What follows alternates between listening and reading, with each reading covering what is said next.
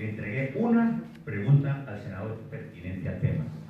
Por ende, con el respeto que me merece quienes escribieron, responde solo una pregunta al senador. Las demás son inquietudes personales y militantes, ¿correcto que sí? Bueno, la pregunta es yo estoy de acuerdo con lo que dice el profesor en general. Yo sé que las inquietudes son muchas, pero hay limitaciones de tiempo, ustedes tienen hay que oír otras personas, y el tema es el plan de desarrollo. Entonces a mí me parece bien lo que se está diciendo. No, es así. Entonces, en materia de educación, ¿qué artículos puntuales del plan de desarrollo son lascivos para la educación pública? Entonces voy a dividir, bueno, voy a decir primero esto. No conozco el texto que se aprobó el viernes. Eso es un lío complicado que tenemos ahí, ¿sí? Porque aparecieron casi el doble de los artículos que venían. Y ustedes saben que en estas cosas legislativas usted cambia una coma, un punto, una letra y todo cambia. Entonces, no lo conozco, porque además hay un estilo que es muy perverso en el Congreso. Y es que una vez lo aprueban, ahí lo coge ya un poder más pequeño, que es el ministro y unos congresistas más cercanos, y lo empiezan a modificar para presentar ya las votaciones definitivas. Y a esta hora yo por lo menos no conozco el texto que quedó. Ustedes tampoco, PECODE tampoco lo tienen. Entonces ahí tenemos un lío grande, y eso repito, cualquier palabra cambia las cosas. Lo segundo es esto: estos planes hay que estudiarlos por lo que dicen y por lo que no dicen. Porque si hay un problema que está mal, un asunto que está mal y no se mejora, pues, o sea, no se trata, no aparece nada sobre él, pues entonces se queda mal como está. ¿Sí? Entonces, y hay que mirarlos por lo que sí dicen. Bueno, hasta donde van más o menos las cosas, yo creo que al Servicio Nacional estamos en esto. O sea, FECODE está peleando con toda razón modificaciones en lo que tiene que ver las condiciones presupuestarias. Ahí entiendo que hay un debate si eso se resuelve pero tiene que ver con el sistema general de participaciones. Entonces ahí hay un debate si es con normas constitucionales o legales, son cosas distintas. Constitucional, ¿no? Entonces, eso en el plan de desarrollo, pues no puede estar y no debe estar, porque son asuntos, digamos, de órbitas distintas. Pero esto lo digo es porque, digamos, eso entonces, ese problema que es la base de todo el problema, pues no está en el plan de desarrollo. Ni siquiera lo digo como una crítica, es que no puede estar. Pero resulta que si eso no se resuelve, no se van a poder resolver los programas de educación. En los temas de salud, que es un tema bien sensible al ministerio, podría estar en el plan, pero hasta donde yo conozco no hay nada, queda exactamente lo mismo. Temas y todo el tema de salud, que es un desastre, ustedes lo saben más que yo. El tema del preescolar de 3 grados, yo enfatizo mucho en ese punto, eso es un punto clave. O sea, los que tenemos como sabemos que a nuestros hijos o a nuestros nietos los ponemos desde muy pequeñitos en los jardines y en el mejor jardín que podamos pagar. O sea, negarle eso a la gente más pobre de Colombia es un crimen, porque esos son muchachos que empiezan su vida con una desventaja que difícilmente van a poder corregir. Y no olvidemos una cosa: la economía de mercados es un sistema de desigualdades, y el principal mecanismo de ascenso social en una economía de mercado es la educación. Pues, o sea, cuando digo mecanismo de ascenso social, te digo, para asegurar que los hijos no tengan que ser tan pobres como sus padres. Es que la pobreza es como una trampa, que salirse de ella es ultra difícil. Y un mecanismo que no es perfecto, ni mucho menos, pero que es importante, es acceder a una buena educación. Entonces, si usted no tiene acceso a una buena educación casi que desde que nace, usted se empieza a rezagar y volarse de esa trampa va a ser mucho más bueno, hay una cosa que venía desde antes y seguramente va ahí, a la que hay que echarle mucho ojo. Son dos asuntos distintos. Uno, hay un artículo que apunta, si yo no estoy mal, como a devolverle a las entes territoriales una parte muy grande del poder sobre el magisterio, sobre los maestros. Sí, bueno, sobre eso hay discusiones, yo sé. Bueno, pero digamos lo planteo como un asunto para que se Y hay otro tema sobre el cual creo que hay menos discusiones, porque entiendo que es precisamente así. Porque bueno, en todo caso, sea lo que diga el texto, porque esos son textos enredados de discutir, yo pienso que el magisterio debe hacer todos los esfuerzos por mantenerse en la órbita de lo nacional. ¿Sí? O sea, recordemos que están en la órbita de la nacional hoy porque lo ganamos con unas luchas inmensas. Entonces, si hay dentro del desarrollo artículos que retrocedan para que ustedes queden en la órbita de las alcaldías o las gobernaciones, eso sería su gran tentativa. Ahora, yo sé que es una discusión, pero lo planteo como una preocupación para tener en cuenta. Bueno, y lo otro es esto.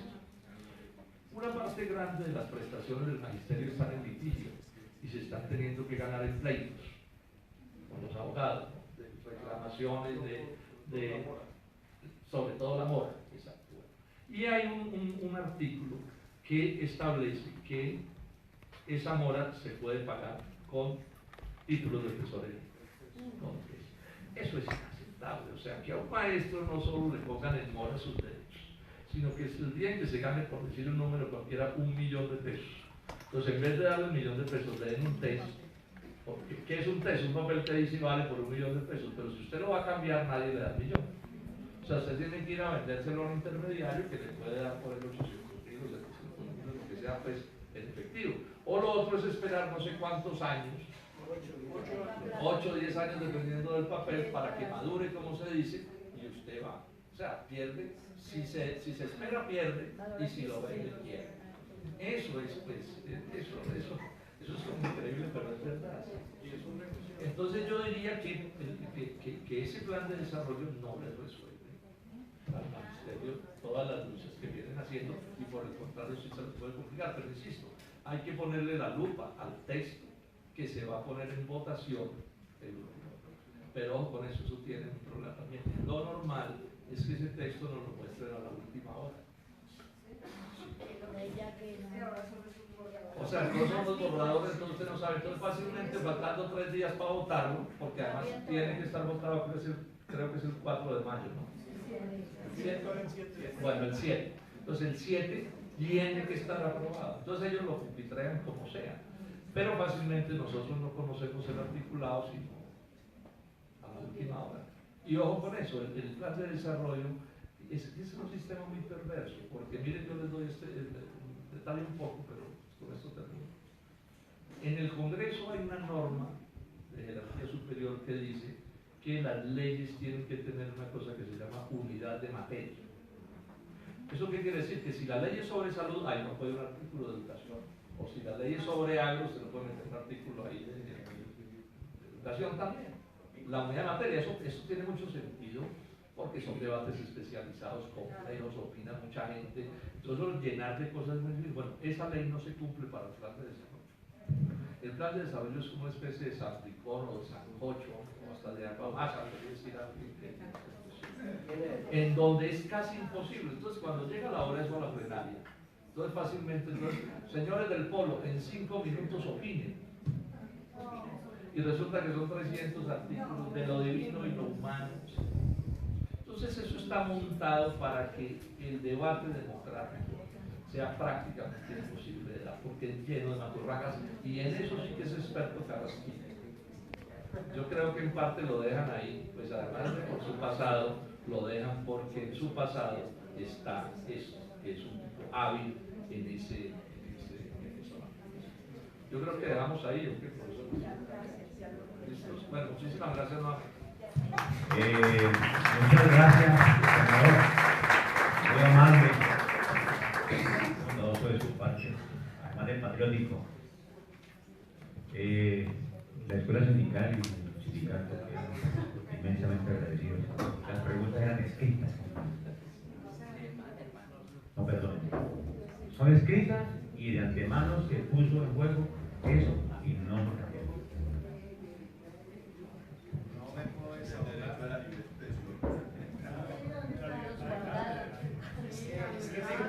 La libertad. Vea, compañero, el senador no tiene tiempo. Tenía que llegar y se le llegó. Pasamos unas preguntas. Hablamos de libertad de cátedra y mira el ejemplo que se da. No, pero de pronto.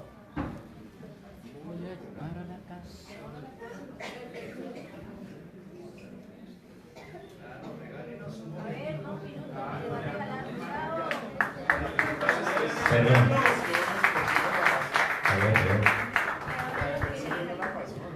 Perdón. Y es una pregunta interesante que nos Sí. una de pensiones. Pues es que, de todas maneras, dada el tiempo tan preciso que tiene el senador dentro de sus actividades, bueno, hay unas preguntas que, sinceramente, yo con todo respeto le pido, perdón. Con todo respeto les voy a solicitar que no me manejen la reunión. Con todo respeto. Perdónenme.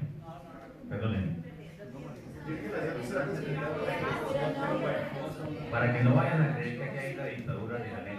Vamos a leerla. Dice: ¿hasta cuándo Colombia se puede seguir sustentando con los dineros del narcotráfico? ¿Pertinente o no pertinente con lo que acaba de poner el senador? Segunda pregunta. Perdona, profesor, ¿cuál es la pregunta? La pregunta dice: ¿hasta cuándo Colombia se puede seguir sustentando? Perdón, hágame el favor.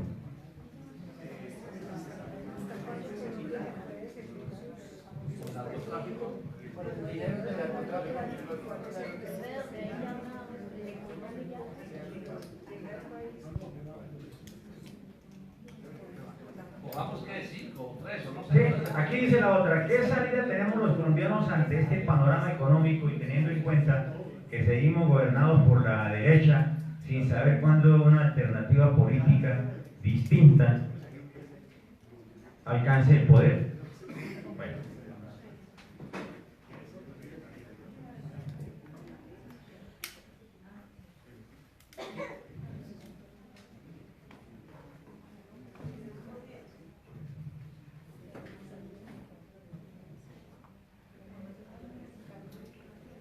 ¿Qué opciones hay para el magisterio si recordamos al movimiento pedagógico tan necesario hoy presente a este PND?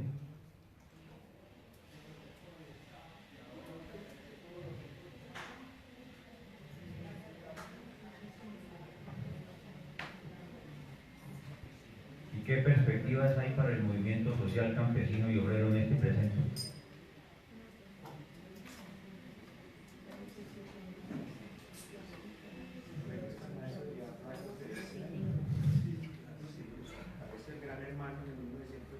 ¿Cómo está el panorama o situación frente al ataque del Centro Democrático de la Educación? ¿Cómo convertirla en servicio esencial?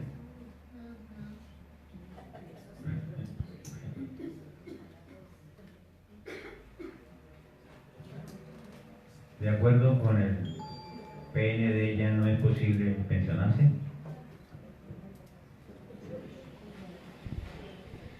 Soy literal con la lectura para que no haya tergiversación en la... ¿Cuál piensa usted debería ser el objetivo actual del movimiento obrero y popular? ¿Listo? La pregunta. O sea, yo soy el autor de la pregunta y solicito que se lea, porque se lee solamente la primera frase y la pregunta queda como una pregunta ahí en el aire. ¿Por qué no se lee todo el contenido? Léalo, Tranquilo. Intentar modificar el PND para que no sea tan excesivo, dice usted, Lesivo. tan lesivo, o intentar derrotarlo globalmente, punto aparte. Y coma, siendo la bancada alternativa una minoría parlamentaria, ¿cuál sería el camino para lograrlo? Uno que pasé sobre el cambio de pensiones no es pertinente, ¿no? El cambio, ¿qué cambios se vislumbran en este nuevo plan de desarrollo en materia pensional? Ya hizo. No, usted no la leyó. Sí, aquí ya estamos. Está. Tranquilo, allá está. Allá está. Sí, no, yo no lo omití. Allá está. Pues entonces, a ver, vamos a ver por partes, a ver cómo absorbemos eso. Hombre, voy a ir por partes. El tema del narcotráfico, pues eso da para una charla entera, pero hay una cosa que está más o menos clara, y en esto hay una especie de coincidencia, y es que mientras el narcotráfico sea un negocio así de grande como es, pues va a haber narcotráfico.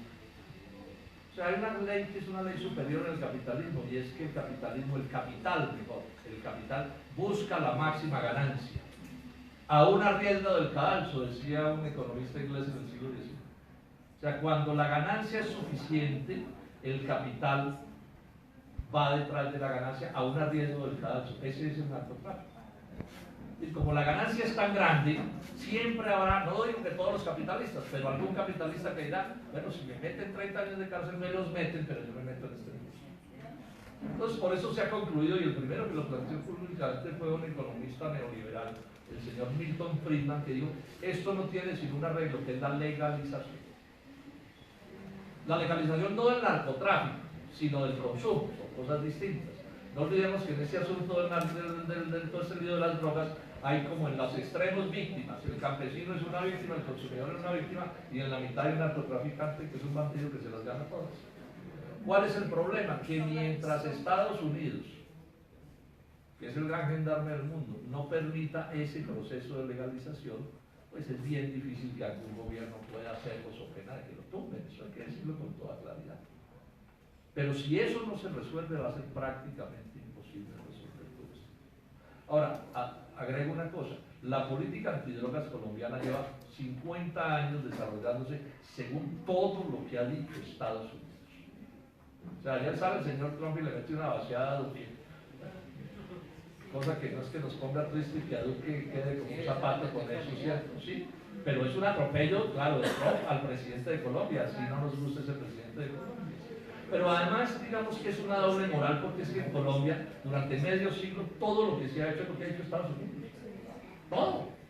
O sea que si hay más o menos coca, es una cosa imputable a Estados Unidos. Pero bueno, de eso podríamos hablar horas. Hago aquí un poco en desorden unos cuantos comentarios, pero esto da para un debate supremamente largo. Bueno. El tema del movimiento pedagógico, yo valoro mucho eso. Yo realmente no sé en qué están, pero yo creo que esa es una cosa que el PECODE no debe abandonar, es muy importante. Ustedes le han hecho aportes inmensos al debate teórico en la educación colombiana, y eso hay que hacerlo valer, porque es que han querido presentarlos a los maestros como una especie de logreros, de ambiciosos, descarados, que no trabajan y que lo único que les importa son sus cosas, y eso no es verdad. Bueno, primero es lícito que un trabajador aspire a vivir mejor, es que eso es un crimen.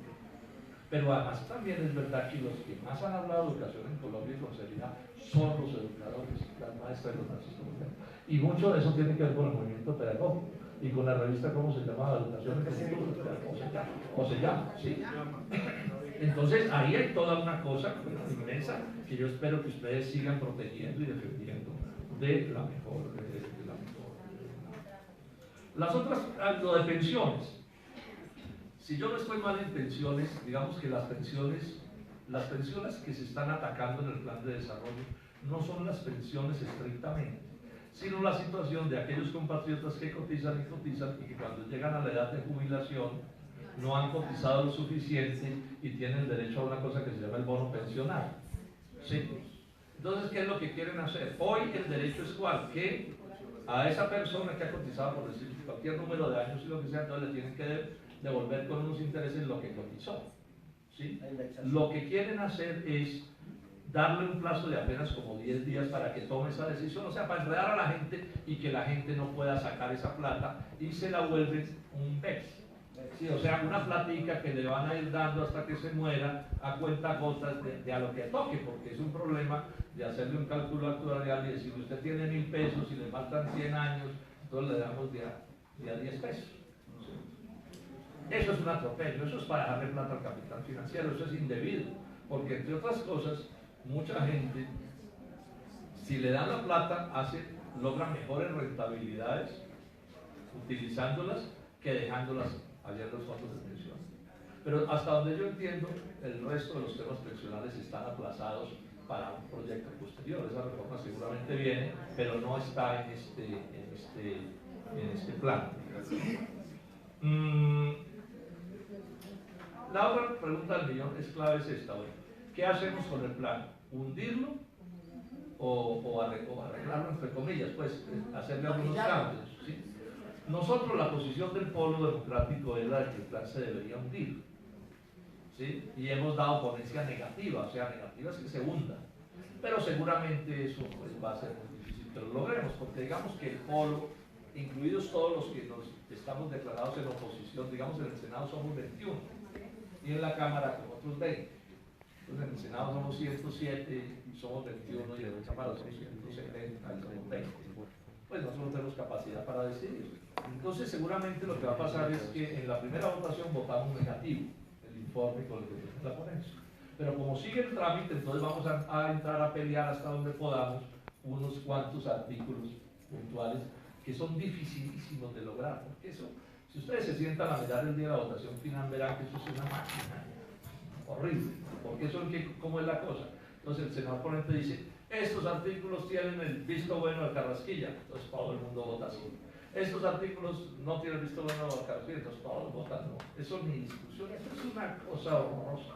Un día, imagínense, es horroroso para el que lo ve, imagínense uno metido ahí, pero bueno, nosotros lo hacemos hasta donde podamos.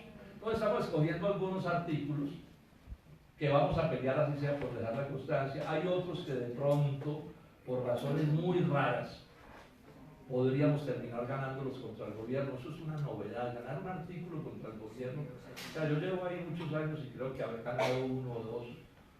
Uno que gané, me le repitieron la votación y lo perdí. ¿Sí? Es una cosa que hace. Entonces vamos a ver si hay un tema de textil, de confecciones, que por alguna rareza pudiéramos terminar ganando esa votación. Pero realmente, si no hay movilización social, gente en la calle, lucha democrática, pacífica, civilizada, es bien difícil. Porque ahí ellos pueden pelear por otras cosas, por ejemplo, por la JEP pueden dividirse los mismos con las mismas, pero repito, en asuntos de plata normalmente no se divide. No se divide. Y este es un plan que es lleno de negocios. Eso casi que, es que el tiempo no da, pero uno podría decir, mire, este artículo, por ejemplo, el artículo de Electricaribe tiene dueños propios, ¿sí? Porque son negocios que le están montando a Pedro Pérez o a Rodríguez o a quien sea. Bueno, yo creo que aquí queda, así queda, no sé si falta alguna. Alguna queda por... Bueno, entonces nuevamente mil gracias por eso. Muy amable, senador. Muchas gracias.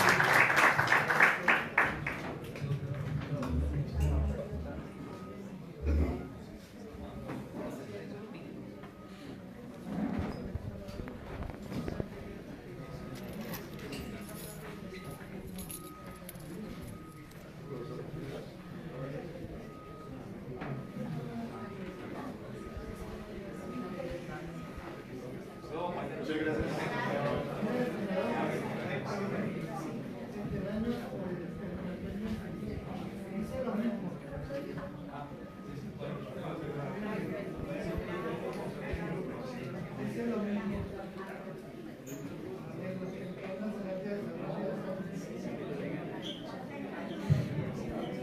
Bueno, continuando con el desarrollo de nuestro temario, la compañera Ligia Inés Alzate, del Departamento Jurídico y Legislativo de la CUT,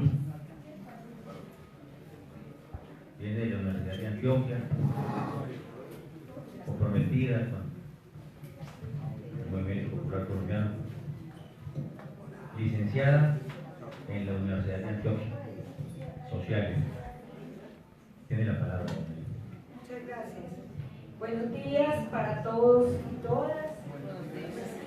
Primero contarles que me parece muy interesante que la escuela haga este ejercicio tan pertinente, digámoslo así, porque una de las palabras que más repite en el Plan Nacional de Desarrollo es la educación con calidad, y una de las reflexiones que yo he hecho a esa educación con calidad es precisamente la pertinencia, de lo que podríamos también hacer un tratado, pero la pertinencia es eso que ustedes hicieron hoy, es decir, las necesidades y las inquietudes específicas de quienes estamos aquí, tratando de entender qué es lo que este país tiene para hombres y mujeres, y a ver que nosotros que somos, digamos, los gestores de muchos conocimientos. ¿Qué hacemos? ¿A dónde vamos con todo esto? Y esa es una de las esencias de la educación, cómo aprendemos o cómo enseñamos para la vida. Si esa es la esencia, creo que es muy importante esta escuela, porque eso es lo que hoy realmente necesitamos, una escuela que nos enseñe para la vida, para vivir, y que atienda intereses y necesidades de quienes participan en cualquier escenario del conocimiento. En ese sentido, no digo que me salga la imagen, pero en ese sentido entonces tengo como varios planteamientos para hacer en el día de hoy, y no me sale la imagen, entonces no sé. ¿Quién está encargado de eso? Que no aprendí. Creo bien interesante mirar varios asuntos que nos deja la inquietud del tema anterior. A mí me hubiera gustado mucho pero otro día lo podemos hacer. El primer tema fundamental para el mundo laboral y para las y los trabajadores es que el trabajo, como decía Robledo, vamos a ver la generación de riqueza, el desarrollo y la redistribución, ¿sí? Incluso nosotros estamos como mujeres en la mesa de economía del cuidado con esas 3 R: reconocimiento, redistribución y racionamiento. 3 temas que pudiéramos haber debatido bien interesantemente en esta mesa. Pero bueno, lo primero que les quiero decir es que si hay un tema bastante álgido hoy es ¿qué es lo que produce entonces la riqueza para quienes estamos aquí sentados? Pues la riqueza la produce para quienes estamos aquí sentados lo que se llama el trabajo. El trabajo es el único que produce riqueza en el mundo. Los condicionantes que nos dijo nuestra charla anterior ya es toda la expresión de cómo esa riqueza, por qué no se produce y qué es lo que pasa. Yo les digo, lo único que en la vida produce riqueza es el trabajo, nada más. Los otros es como el tema que ustedes estaban preguntando, ¿cierto? Los temas de ficción como la creación del dinero y cómo ha sido el narcotráfico obedecen a toda esa ficción que hoy pudiéramos hablar ampliamente con la juventud y que la juventud trabajadora le hace aportes bien grandes a esos mismos temas. Por eso me parece que las preguntas son bastante inquietantes para este día. Y creo como 2 cosas fundamentales. En ese tema de la riqueza, entonces, si eso es lo único que la genera, miremos cómo está en esa dimensión, cómo está precisamente eso que llamamos trabajo en el Plan Nacional de Desarrollo, que es lo que queremos mirar. Si bien es cierto que voy a tocar como qué es lo que tiene el plan, que hay en ese borrador, recuerden que es un borrador, no sabemos con qué más nos va a salir, pero ese borrador tiene como 3 cosas bien interesantes para las y los docentes. La primera es que el centrar ese plan, estamos aquí, preguntar qué es el enfoque feminista en la perversidad de un gobierno que se quiere desligar de todas las responsabilidades, digamos que es el culmen del Estado proveedor para quitarse todas las responsabilidades, entregarle incluso a la familia ese tema. El hecho aquí de que los profesores sean adoctrinadores, como nos dice Duque, no es que seamos tanto los adoctrinadores, que corren peligro su plan de que pretende desbaratar todo el Estado laico, cuando dice es mejor que eso que ustedes dicen y que tan perversamente se le entreguen a la gente, se lo demos de la mano de la Iglesia, para que sea la Iglesia quien forme nuestros valores. Y nosotros vimos en este país lo que fue la Iglesia con la ideología de género, y es lo más aberrante que podamos tener para la vida de la gente, para el cuerpo de hombres y mujeres, y para el desarrollo de los niños y niñas, que son los seres humanos que están en ese proceso hoy. Ese es el otro problema, digamos, lo grave del plan, que todo el Estado laico que dice nuestra Constitución va a ser derivado en esa forma. Por eso no necesitan educadores de la educación pública, ni quienes hemos pensado la educación desde nuestras proyecciones, desde las colectividades, sino que necesitan operadores que instalen universidades y servicios para que puedan dar esa educación. Pero como va a estar de la mano de la iglesia, va a estar en ese sentido, la educación, ahora les digo en mis 2 o 3 diapositivas qué retos tiene algo que es bien interesante. Miren, las mujeres en el enfoque familista hemos luchado mucho porque la economía del cuidado sea un sistema desde la infancia hasta la vejez. Y aquí, todo eso que nos dijeron, todo eso que hicieron en el plan, con la economía puede desbaratar todo el escenario de cómo sería el bienestar en ese sentido del cuidado, porque aquí también somos cuidadores y cuidadoras.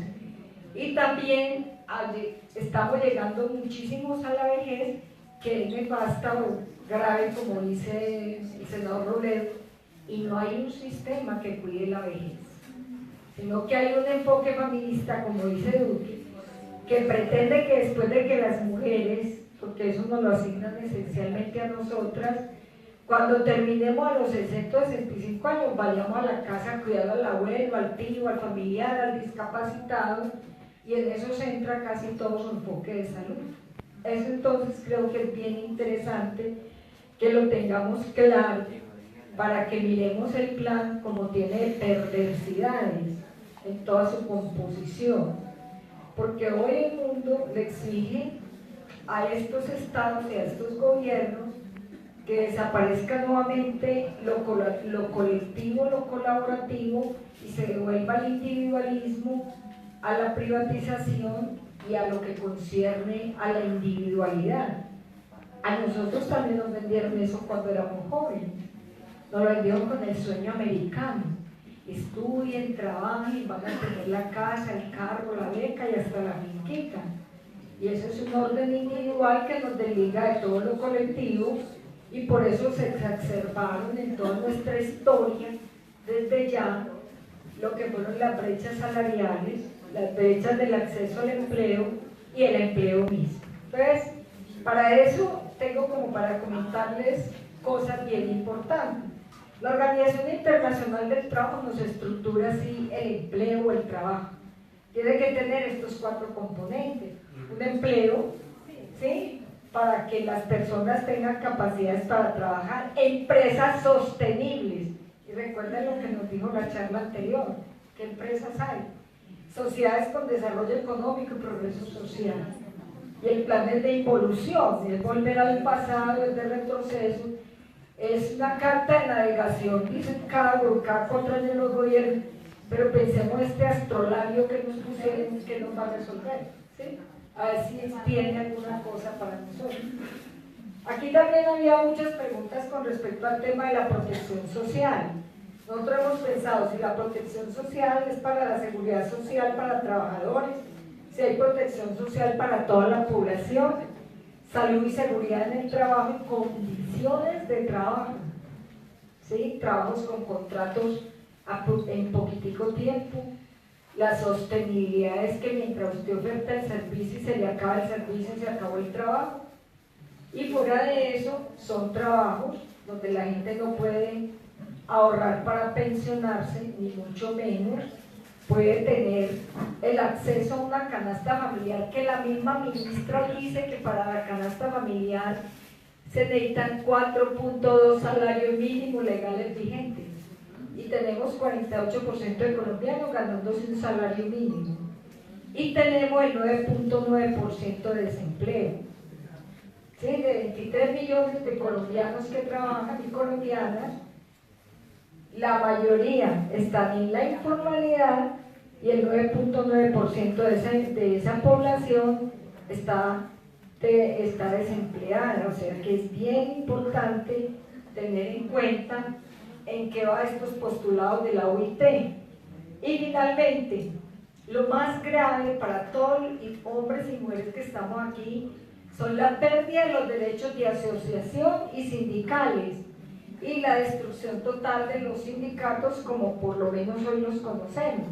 Porque si vamos a ver trabajadores globales a futuro, yo me tengo es que organizar e interactuar con los de Canadá, con los maestros de todo el mundo, y tener incluso versatilidad en los conocimientos y a ojos de la tecnología.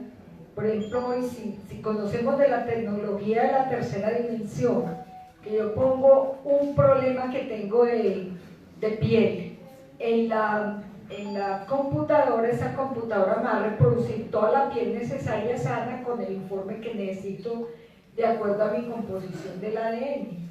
Ese solo experimento nos da una idea de para dónde avanzamos y para dónde estamos, ¿sí? Y qué es lo que realmente, y con quién me tengo que asociar, qué sindicatos tenemos que armar, ¿sí? Porque si la robótica va a estar, yo he cerrado los ojos con los jóvenes y me dicen, oiga, yo en el 2050 me imagino un montón de fábricas con robots por toda parte, porque recuerden que los niños japoneses tienen de mascota robots, ¿sí? Entonces toda esa tecnología para la asociación y la agremiación y los sindicatos tenemos que irla pensando para enfrentar a ver cómo es que tiene que ser nuestra organización y nuestra economía colaborativa y nuestros estilos de organización en el mundo sindical y laboral. Entonces, aquí por ejemplo la libertad sindical y negociación colectiva es lo que se pretende desaparecer desde todas esas dimensiones.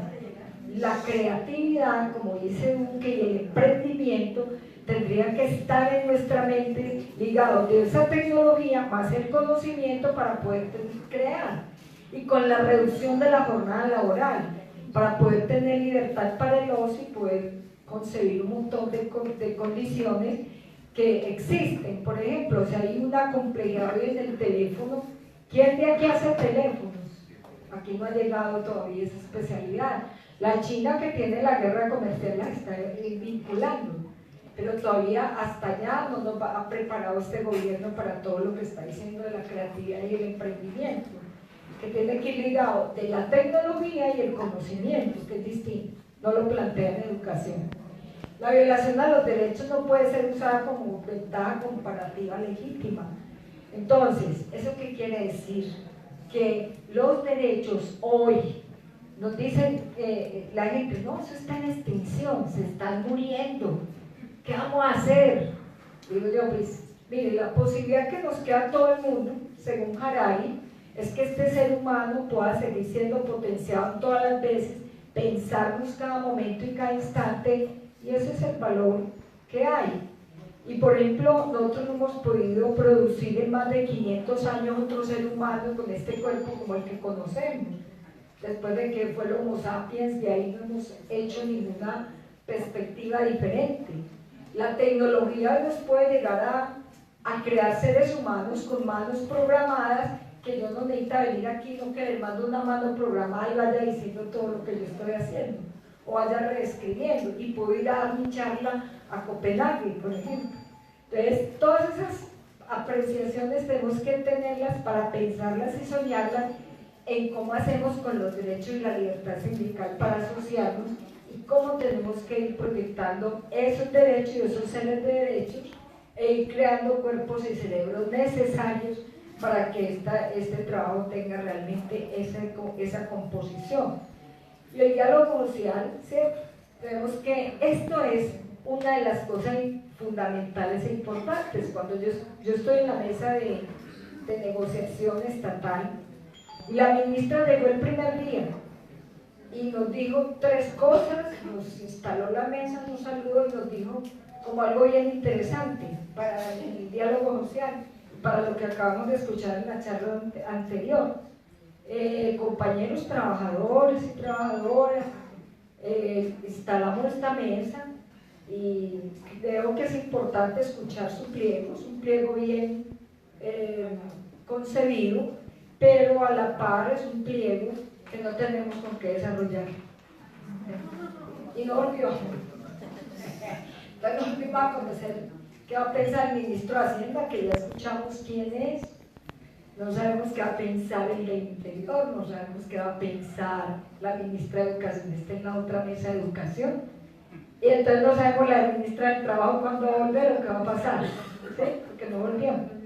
Eso entonces, estos 4 componentes del trabajo, de acuerdo a la OIT, son componentes que hay que volverlos a trabajar desde los escenarios que hoy realmente tenemos, ¿no es cierto?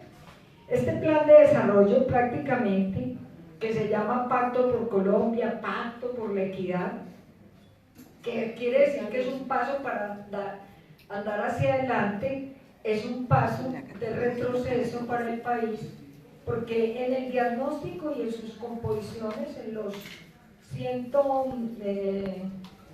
32 artículos que consideran, ahora ya va en 1095 páginas. Yo leí el de 980 que lo tenían desde el año pasado, pero ahora muy adelante no he podido terminar. Y esas 1095 páginas tienen los 12 temas fundamentales y empieza con el primer tema, que es salud, donde la salud la pone como aquí la vamos a ver en los BEPS, y en todo lo que sea la capacidad del ser humano para mantenerse aliviado, o sea, en la individualidad que pueda tener y en los servicios individuales que pueda pagar, o sea, la privatización. Eso es lo que habla de salud, ya conocemos más o menos qué es. El segundo tema que me parece importante, que hay que mirarlo con detenimiento, que es la niñez en este país y la juventud. Y a la juventud le aplica toda la economía naranja, que es lo más light que podemos tener de nuestro querido farandulero, como es Duque. Y finalmente sigue la educación. Hay que poner cuidado bastante a este tema de la educación, porque yo no hablo de la educación porque aquí está William, pero no resuelve absolutamente nada de lo que realmente queremos tener.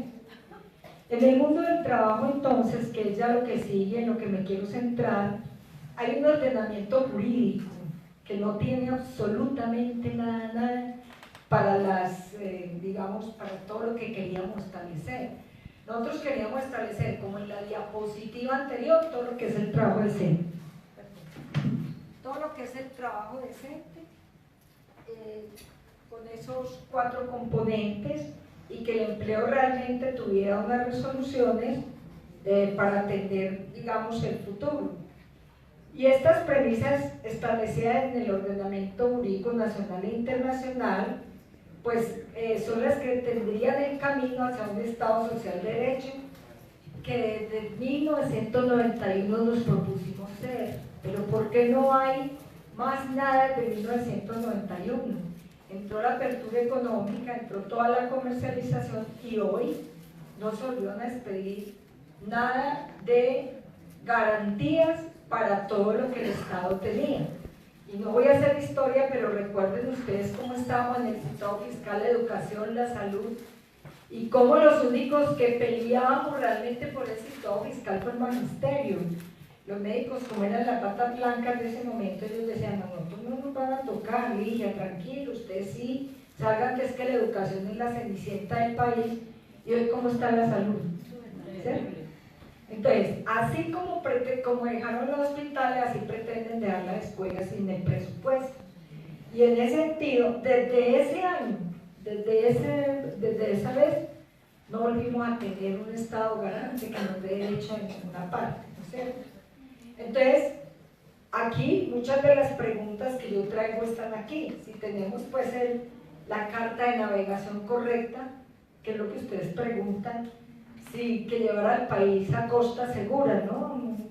El Plan Nacional de Desarrollo es un proceso, un paso al pasado, y al contrario, pues podíamos nosotros tener enfoques de derecho más claros y saber qué hacer frente a la privatización. Las mujeres sabemos mucho de eso, yo les puedo hablar en 2 minutos qué estamos haciendo, y saber también que la individualización de lo público en todos los ámbitos de la vida ciudadana ha sido nefasta para todos.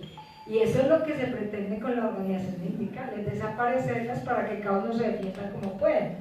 Y los jóvenes así lo vienen persiguiendo y viviendo. No es que sea el futuro, eso es el hoy. En ese sentido, entonces, yo creo que ese derecho al trabajo docente que se satisface pues a los ciudadanos, que contaría con garantías de empleo.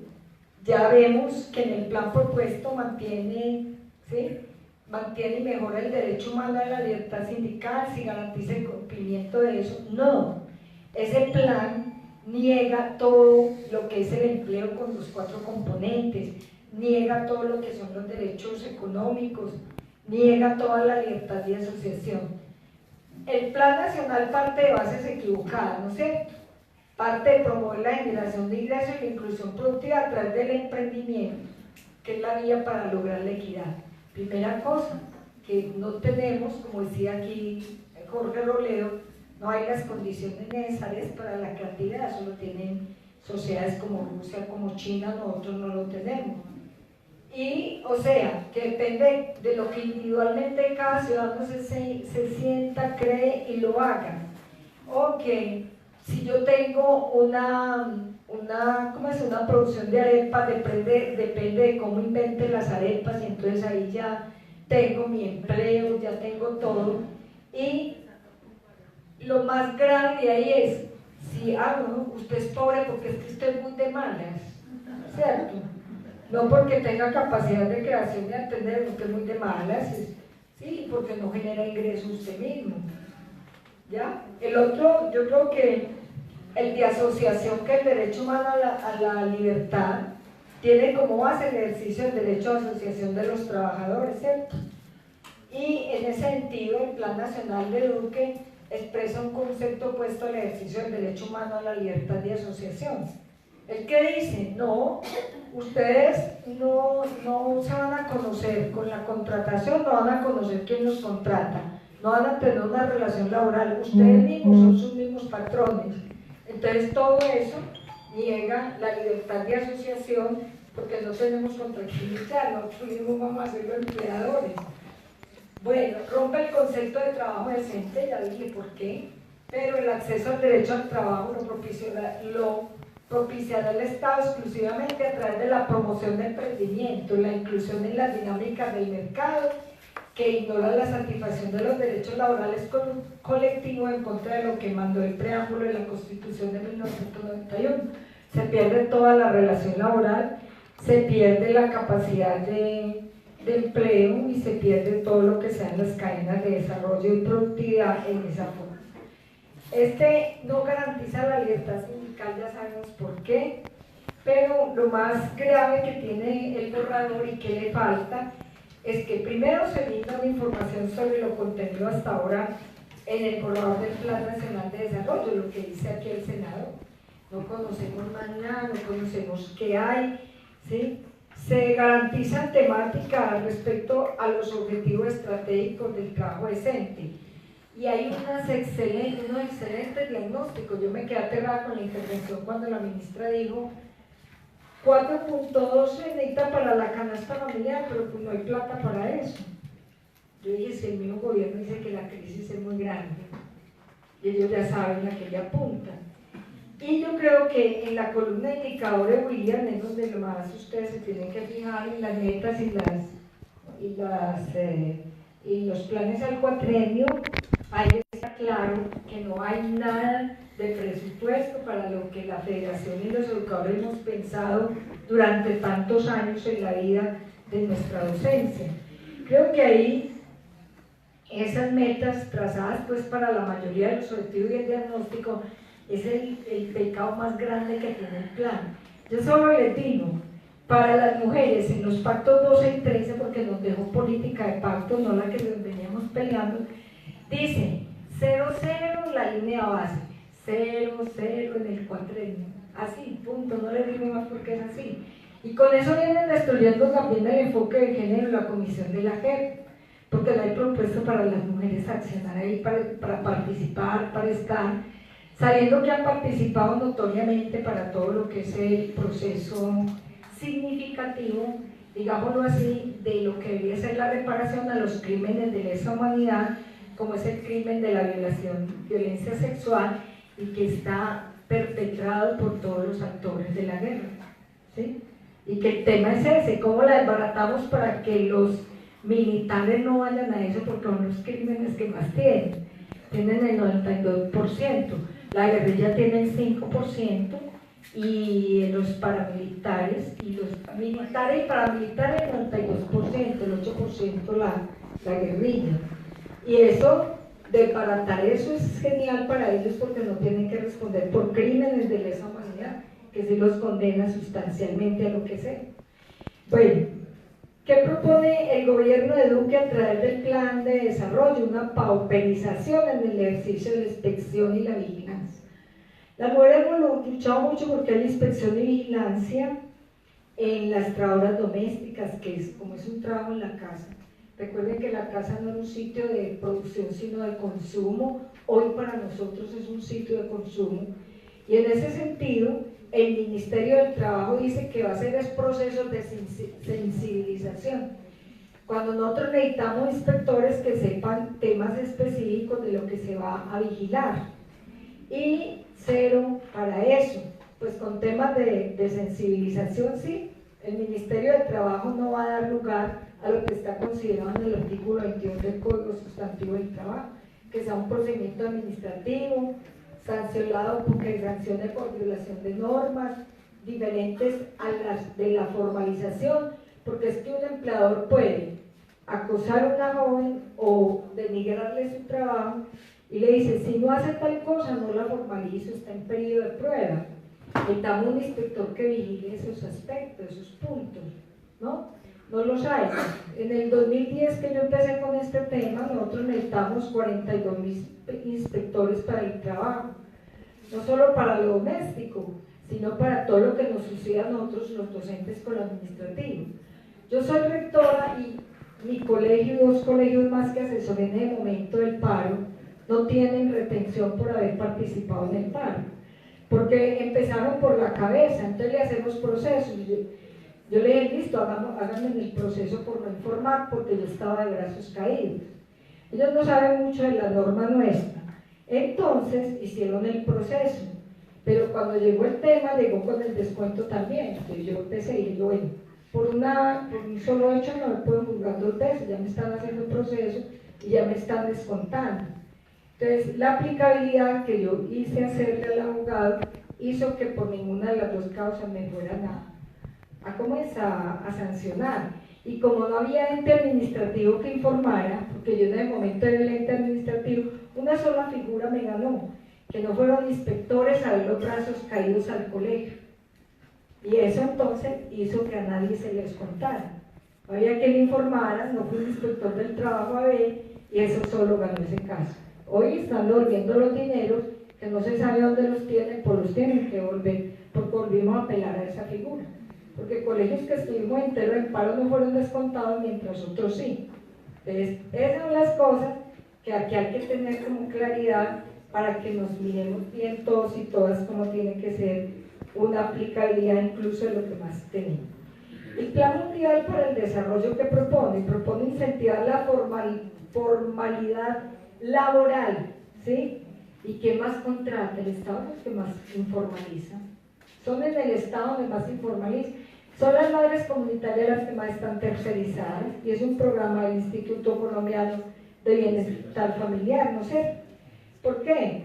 Porque la formalidad es para mejorar el costo de contratación de trabajadores, de empleadores, y abarca varios pilares, los elementos técnicos para una metodología de ajuste gradual del salario mínimo y para flexibilizar costos laborales no salariales, todo lo que son las prestaciones, todo. En esta perspectiva, el Estado apoyará modalidades precarias de contratación, lo que les dije al principio, como el trabajo por horas o virtual. ¿Cómo podrán ejercer su derecho a la libertad sindical estos trabajadores? En el artículo del plan no hay respuesta a esta pregunta. ¿Listo? ¿Por qué? Porque a ellos no les interesa ni les importa esa parte del trabajo. A ellos les interesa es, como lo dice la orden, como se lo dice la privatización. Primero, trabajos cortos que no duren mucho para que no le dé lugar al trabajador a generar prestaciones sociales. Segundo, que no tenga sostenibilidad. Y tercero, en lo posible no lo contrate el empleador. No sabe qué empresa los contrata. Los Uber, los Rappi son muestras de todo eso que hay ya en el presente. Por eso yo quería compartir con ustedes estas 3 diapositivas, ya termino con ellas, donde yo digo, la educación hoy está en crisis, no está dando respuesta a los problemas que necesitamos resolver. Yo me hago esta pregunta, con ustedes. La educación el mundo, ¿estamos educando para hoy, para este futuro, o para el mundo que se está muriendo? ¿Sí? ¿O vamos a educar para cuando yo ya no esté? Eso es lo que tenemos que preguntarnos.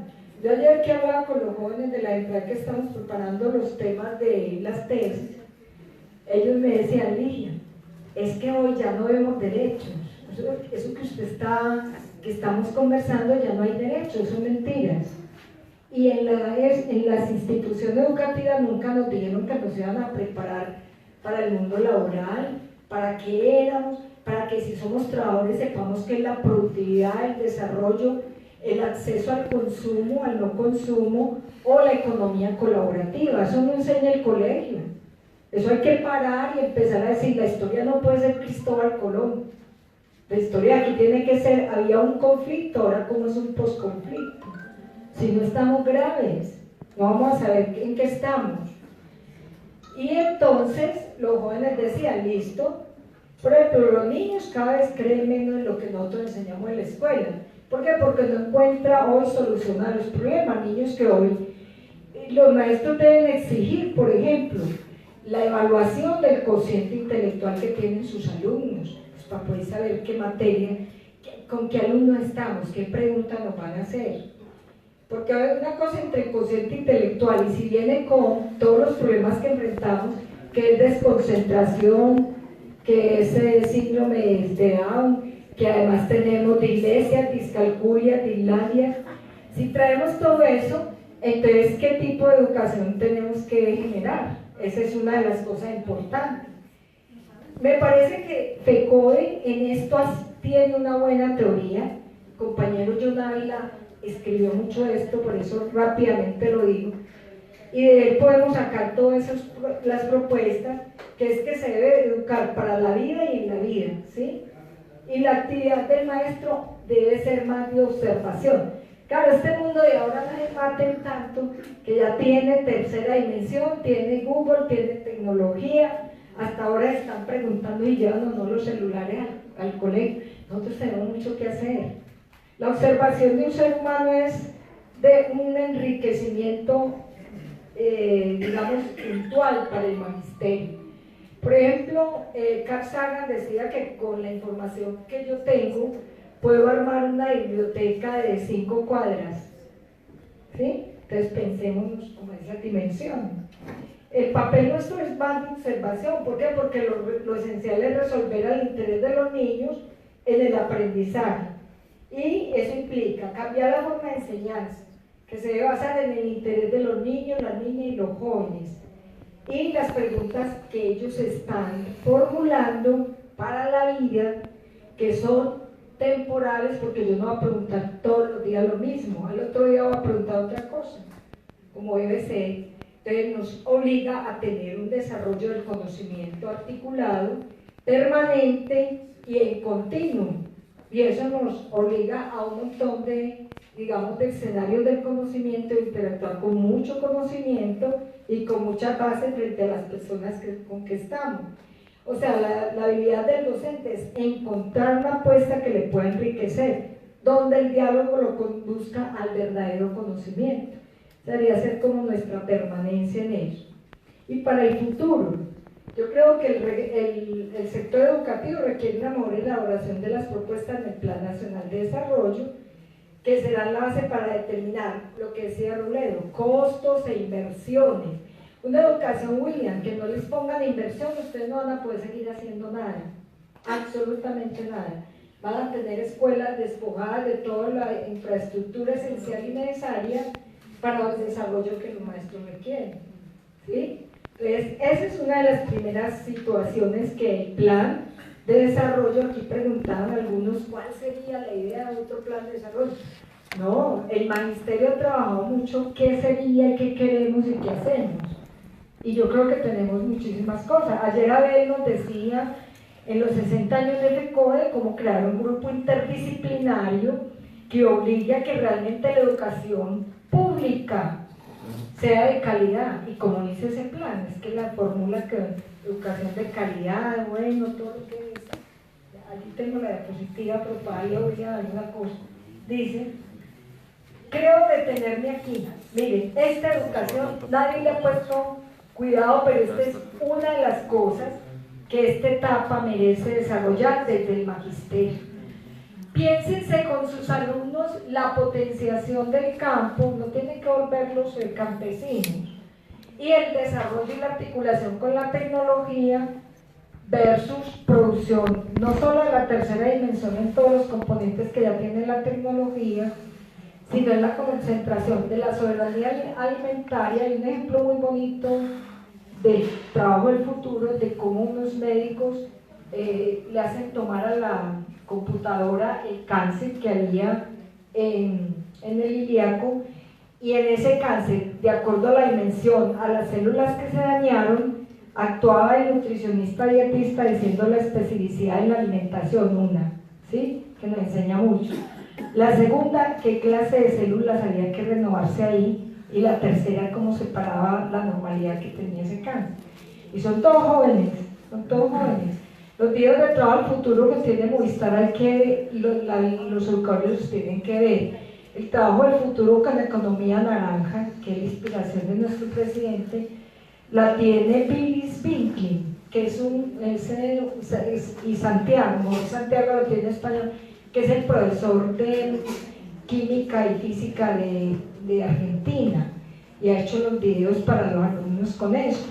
Todo eso lo tenemos que saber, porque termino diciendo, la pertinencia no tiene que ver nada con el rendimiento de áreas, que eso es lo que nos están poniendo, y a los rectores, como los volvieron gerentes, se creyeron el cuento, no son dinamizadores de otras cosas.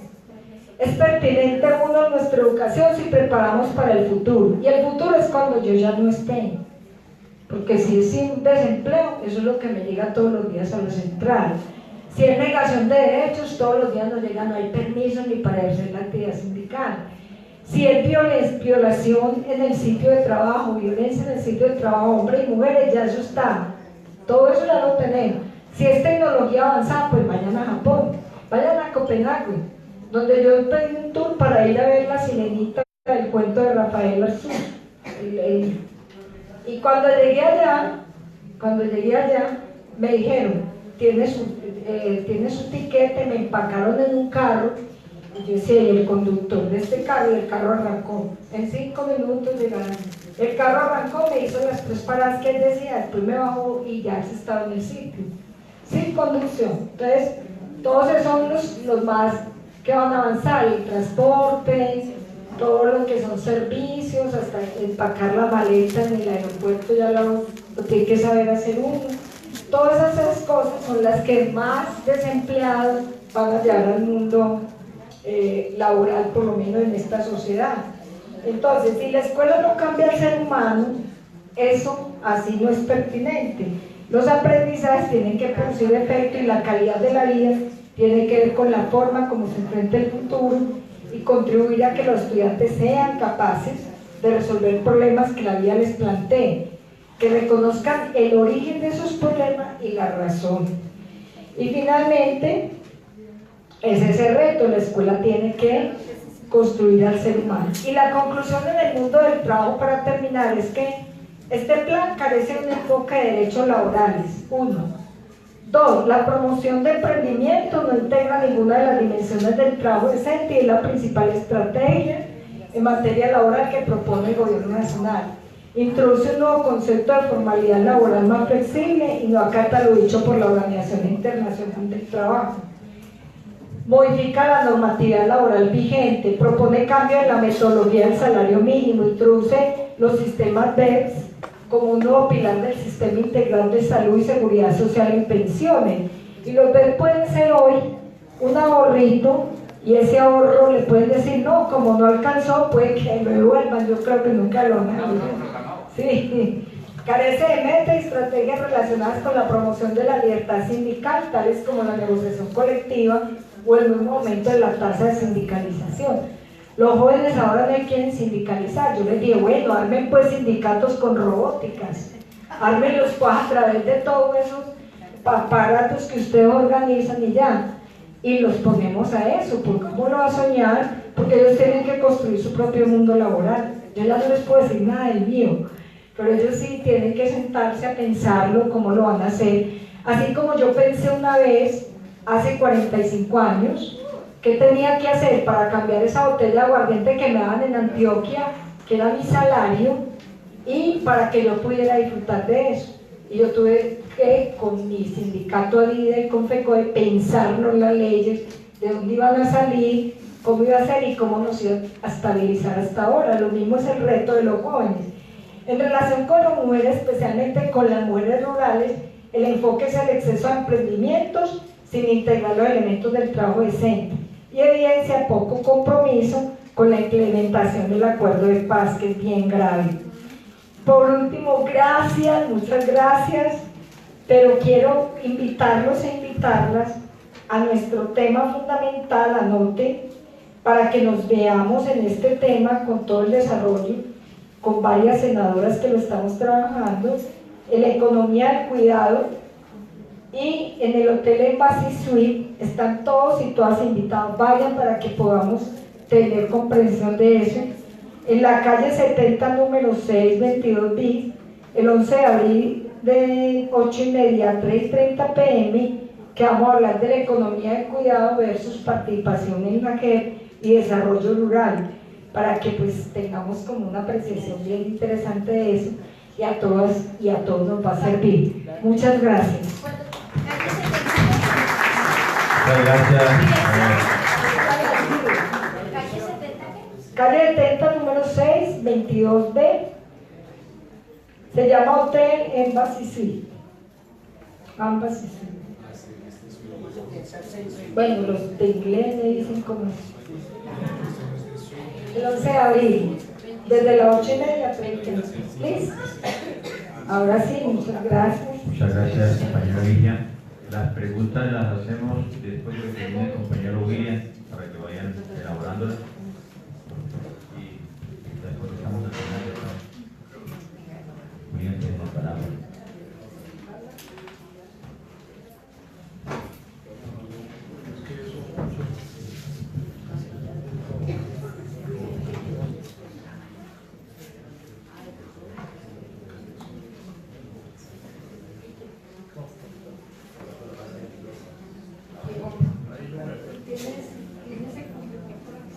No, sino ahorita para dejarle la tarea.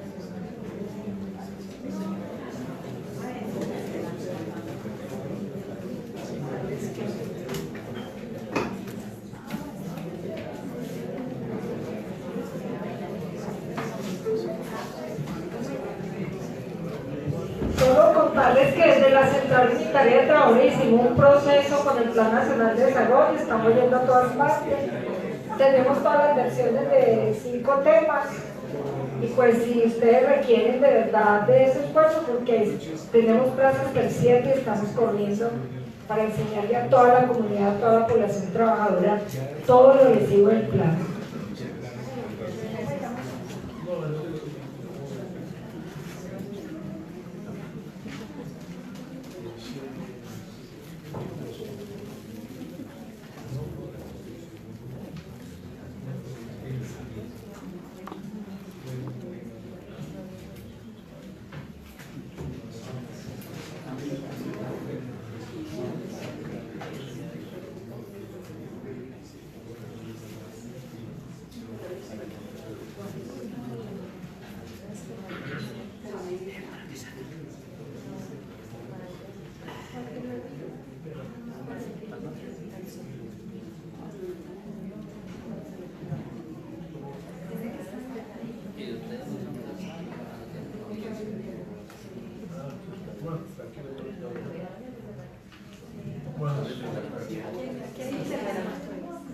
No, el problema es, digamos, es Buenos días para todas y todos. Buenos días. Oyendo aquí a nuestros amables compañeros, agradecer la invitación y agradecer la experiencia y el saber que ellos nos aportan. Es un tema bien complejo y el documento que les voy a dejar es un documentico de 1000 páginas para que se detengan el fin de semana. De la página 277 en adelante a la 302 más o menos está lo del tema de son las bases del plan de desarrollo. Fue el único documento que pudimos sacar en la misma discusión con el gobierno en la mesa de negociación, porque como bien lo dijo nuestro senador, tapan es todo. Y hoy, si por ejemplo yo tengo el artículo acá 58 como incompatibilidad de pensiones, allá figura el 57. Entonces, y los documentos que le hicieron llegar para nosotros fortalecer la discusión son actas, y un acta dice una vaina, la otra dice otra, eso es un acomodo impresionante. O sea, ya dio la radiografía de lo que hacen ellos allá, de tal manera que aquí no hay garantía de nada para nada. Sí. Entonces, ese es el documento, digamos, el último documento modificado hasta el 22 de marzo, que fue cuando se aprobó en las comisiones terceras y cuartas conjuntas el proyecto de ley, que es una ley ordinaria, hay que aclarar eso, Plan Nacional de Desarrollo del doctor Duque, ¿cierto? Cada vez quedo con la duda de cuál es el presidente. Aquí no es, tenemos el mismo problema de Venezuela. Entonces, compañeras y compañeros, vamos, digamos, a hacer de manera puntual el tema de educación. ¿Qué es lo que está pasando? El plan, ya lo han oído, es un plan retardatario, regresivo de el carajo. Alguien decía, no, pero es que es un plan equivocado. Y no jodas, equivocado, eso no tiene nada de equivocado, porque es la política a rajatabla del modelo neoliberal para entronizarse en este que es la base de los gringos. Porque es que ya en América Latina ha ido avanzando el proceso y aquí en Colombia todavía hay resistencia. Y créanme, ante los ojos de Latinoamérica y ante los ojos del mundo, el magisterio, hablo del magisterio colombiano, es ejemplo de lucha, es ejemplo de resistencia. Y es de los pocos países del orbe, de los pocos países grandes donde no se ha entronizado el modelo que ellos quieren imponernos y que hoy se radicaliza con esta propuesta. Ustedes dirán, ah, pero esos palitos que hacemos, mire lo que hemos ganado. Créanme, es de los países del mundo en los que todavía hemos aguantado un poco. Y hemos aguantado un poco porque todos ellos han ido incidiendo su política nefasta, pero bien lo anunciamos en las elecciones y yo dejo una cuña antes de seguir. Hombre, tenemos que ser coherentes con las movilizaciones y con el voto. No es posible haciendo semejantes marchas como un carajo y el día de la votación se nos olvidó porque fue que marchamos. Entonces, tenemos que empezar a mirar que la dinámica de los procesos tiene un trasfondo político, pero un trasfondo político de la dimensión de lo que es la política, bien entendida como el arte de gobernar para todos, no para mi sector ni para mis amigos, porque es que ese es otro problema. ¿Cómo avanzamos hacia que entendamos que las diferencias tienen que existir en el contexto y en medio de la diferencia cuando mejor se construyen? Porque es que todos pensamos igual y hay pensamientos de allá que a mí me sirven y lo contrario, pero no hemos podido madurar y ese celo político, ese celo muchas veces que genera rasquiña, pues no nos deja avanzar. ¿Cuántos intentos hemos hecho en este país por consolidar un proceso alternativo, pero entre nosotros mismos nos ponemos la zancadilla para que eso no se pueda realizar? Y somos nosotros, y entonces ellos lo aprovechan para envenenarnos y ahí están las consecuencias. Esto que hoy estamos viendo con Duque era la crónica de una muerte anunciada, esto no es nada nuevo. Y cuando nos sentamos en la mesa, no, pero es que, ¿qué espera? Que el tipo sacara ya Santo Rosario y dijeron, no, ¿cómo quiero yo los nuestros? Vamos a darles cosas. Hombre, Uribe nos detesta a nosotros. Hay un tipo perverso que le tiene saña al magisterio, que es ese man, yo no hay que le pago con los procesos cuando estuvo en la escuela. Sí, pero el tipo tiene su complejo, tiene su mal bien entronizado, pero lo peligroso es que le hacen eco, perdónenme, a lo que el tipo plantea, y hay compañeros y compañeros que y no han entendido la dimensión de lo que el tipo hace. Entonces, es una vaina enfermiza, y hoy, teniendo el monigote que tiene el presidente, pues ha afianzado del todo destapar sus cartas. Cuando el tipo habla de privatización de la educación, es que no fue que le ocurrió, es que eso lo tiene pensado desde antes. Es que en el 2001 los que le paramos el carro a esa planadora fuimos los maestros y las maestras. O sea, el sistema general de participaciones no nace porque es que ellos querían afianzar los recursos para la educación, no. Nosotros pedimos cualquier cantidad de billones de pesos, pero para que se los llevaran para otro lado, no porque no existiera. Y se reafirmó ese proceso en el gobierno de Uribe en el 2007.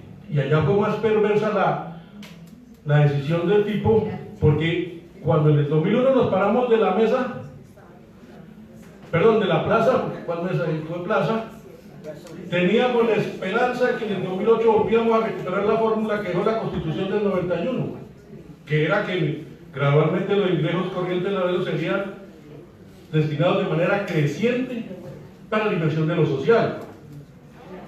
Y el tipo fue tan hijo de madre y sagaz que nos borró ese parrafito. Ese parágrafo fue lo más peligroso que pudo habernos sucedido en ese tiempo. Y los maestros y maestras, lo que ganamos allá no fue porque los tipos estuvieran pensando en la educación pública. Estaban pensando en que estos maestros sí pueden tocarle alguna y me dijo, aquí no vamos a volver a los colegios. Y por eso fueron los puntos adicionales. Pero en su perversa intención y en el afianzamiento de su política, pues lo deja limitado hasta el 2016.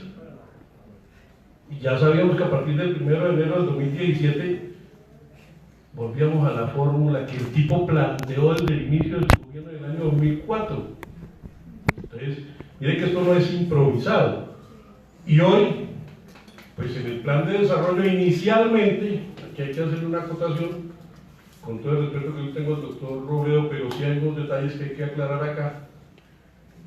No había un solo peso adicional para discutir, entre comillas adicional para discutir, dejemos entre comillas lo adicional, porque no había reforma al sistema general de participación en el orden constitucional. Y entonces, en la primera discusión, cuando nosotros planteamos en la mesa cuál es la propuesta de la federación, a nombre del magisterio colombiano o en nombre del magisterio colombiano, ustedes saben mucho más de eso que yo, pues que tienen que garantizar la financiación de la educación pública, administrada y financiada por el Estado. Es la única manera de asegurar que los dineros públicos se queden en lo público, de resto no hay otra. Los tipos dijeron, con Santos se discutió, no, nosotros le jalamos a una reforma estructural, y acuérdense en el 2007 cómo quedó el acta de acuerdos, 2017, perdón. El gobierno y FECO acuerdan configurar una mesa de alto nivel para adelantar una reforma estructural para la financiación de la educación. Nosotros dejamos una constancia, nosotros hablamos de una reforma constitucional. De tal manera que cuando el tipo se va y llega, y bien lo ratificó, menos mal que no tuve que decirlo yo, sino alguien que está allá, en el meollo del asunto, que ellos se hablan lo demás de bien. Y entonces nos radica el 0,57 para jodernos. Porque el 0,57 es una reforma estructural, pero que ¿qué hacía? Trasladarle recursos del FOMPE a la educación, a salud y a los indígenas, por eso que están arrechos los indígenas, que no les cumplieron. Claro, porque es que había un pedacito para ellos. Pero nosotros sabíamos de las consecuencias de ese proyecto 057 y por eso la exigencia del gobierno fue: se retira el proyecto de ley 057 si no quieren un conflicto laboral con los maestros y maestras del país. Entonces, por eso fue que no querían en ese momento un conflicto laboral con los maestros y maestras del país, no por otra razón. Y viene el pulso entonces, ¿qué viene después? Y entonces, cuando hacemos la organización de los temas, digo, primer punto, financiación de la educación. Y el 1.1, que es donde estamos, se hará una reforma constitucional que garantice los recursos para garantizar la financiación de la educación pública, administrada y financiada por el Estado para los niños de preescolar de 3 desde el preescolar de 3 grados hasta la educación media, con calidad y todos los demás elementos que tiene el proceso. En ese punto, amados, ¿qué se ha modificado en el plan de desarrollo? Porque sí hubo una modificación en el proceso inicial. Ya hay un articulito, el 206, que habla de que se creará una comisión para la revisión de la financiación y reforma del sistema general, reforma constitucional del sistema general de participaciones. ¿Por qué no hay acuerdo en la mesa? Y llevamos 3 semanas en ese debate, son debates de 6 horas, luego nosotros nos vamos a debatir otras 6 para ver cómo nos ponemos de acuerdo y volver. Sí, me disculpan porque es que hemos tenido trabajo con mi mamá y eso es desgastante rato allá. Que ellos quieren, primero, una reforma constitucional y proponen una comisión de alto nivel en el mismo plan de desarrollo. Ahorita les busco la partecita pertinente. Pero el documento de luego, no, si todo el mundo vamos para lo que pero la parte de educación sí es interesante para que vean la hazaña que tienen esos tipos con nosotros. Conformada por el Ministerio de Hacienda y Crédito Público, ya saben en cabeza de quién, Departamento Nacional de Planeación, Ministerio de Educación Nacional, Ministerio de Salud y Protección Social, o de Protección Social, ella no sabe qué es, Ministerio de Vivienda, Desarrollo Territorial y demás, y pare de contar. O sea que ustedes solitos van a hacer la reforma constitucional. Pues bacanísimo. Yo con yo, y lo jodido es que ¿qué tal que en vez de para allá echen más para abajo? ¿Qué es lo más seguro? O lo contrario, radicalicen la propuesta en el crecimiento de los recursos que allí se autoricen, pero de manera que le den gusto a lo que está planteando el expresidente y desafortunadamente hoy senador de la República, Álvaro Uribe. Llevarse la plata pública para la educación privada, que ese es el otro riesgo, porque es que uno de los elementos sustanciales del Plan Nacional de Desarrollo es la materialización de las alianzas público-privadas. Aquí para salud, para minería, para agua potable, para electricidad, para todo. Están las alianzas público-privadas y la educación es ajeno a eso. Entonces, ¿qué tal dejarle un chequecito en blanco como para que... Y hay que leer facultades extraordinarias al señor presidente de la República, como lo propone en el plan, para que él determine cómo hay que ordenar el Estado. Ustedes se imaginen qué belleza. O sea, hoy los malditos nosotros tenemos una responsabilidad social del carajo. ¿Sí? Y entonces, en todo ese galimatías, porque es que por eso dejamos las bases del plan, porque es que en el articulado casi no hay de educación. Por ahí hablarán de educación preescolar en el 109, no me acuerdo de los números.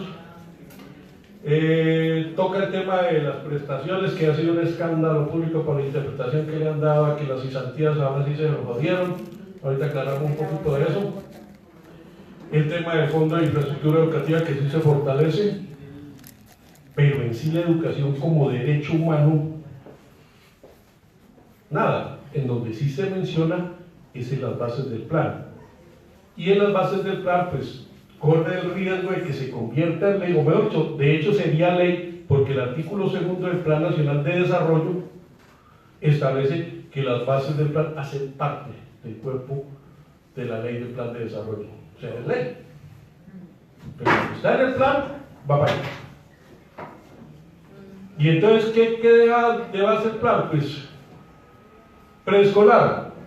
Claro, ellos sí hablan de educación para la primera infancia y los niños de los 3 grados de preescolar, ¿sí?